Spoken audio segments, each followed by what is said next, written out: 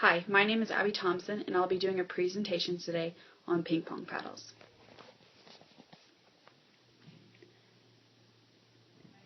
Ping pong is a competitive and recreational sport played all over the world today. It originated in China, and the name ping pong came from the sounds made while playing the game. There are 3 pieces of equipment that are vital in playing this game: the table, the ball, and the paddle. The purpose of the paddle is to hit the ball onto the opponent's side. It controls how the player hits the ball. Different shapes and size handles are used while playing this game.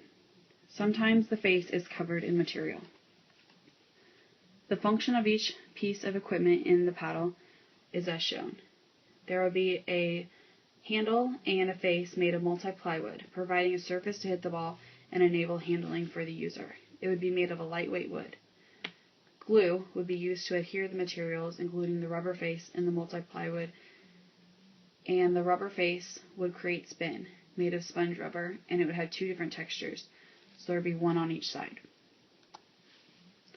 The rubber can be bought already colored, 1 red side and 1 blue side. The multi-plywood would be purchased at Home Depot, while the glue would be purchased from Elmer's and the sponge rubber from Metro Industries. Some requirements for this paddle include that would be played for ping pong. Its cost limitations would be around $11, and we would make an annual volume of 20,000 paddles sent to Bentonville, Arkansas at their Walmart. The scheduled date would be May 3rd, 2013.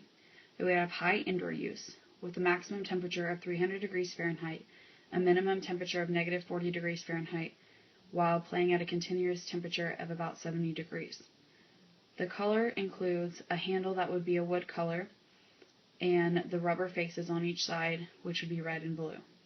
The finish would be smooth on the handle. The mechanical life would be about 8 years, and then adhesive, which is the glue, would be used to bind the wood face to the sponge rubber face. Here are some drawings of the paddle.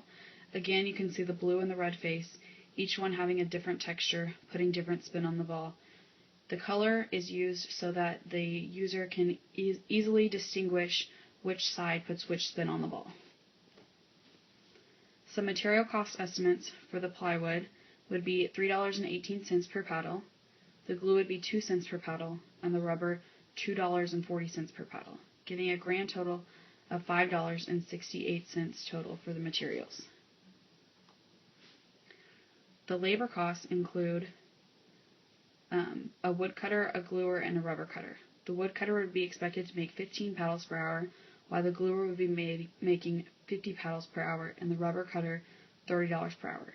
If there were 9 woodcutters, 4 gluers, 6 rubber cutters, all working full-time, getting paid $8 per hour, the total labor cost estimates would be about $1.22 per paddle. For fixed and variable factory burden costs, based on a 7,500 square foot warehouse, the rent would be $3,500. With 9 table saws, it would be $1,500, about $100 in brushes for the glue, and for 6 rubber cutters, about $1,800, giving a total of 35 cents for fixed costs. For variable costs, including gas, electricity, and water, it would be about 6 cents per paddle. Total costs for direct labor would be $1.22, direct costs would be $5.68, and the factory burden cost totaling of 42 cents, giving a grand total of $7.31 for manufacturing costs. Each ping pong paddle would be sold for $11, giving a total profit of $73,770.89. Thank you very much. This concludes my presentation.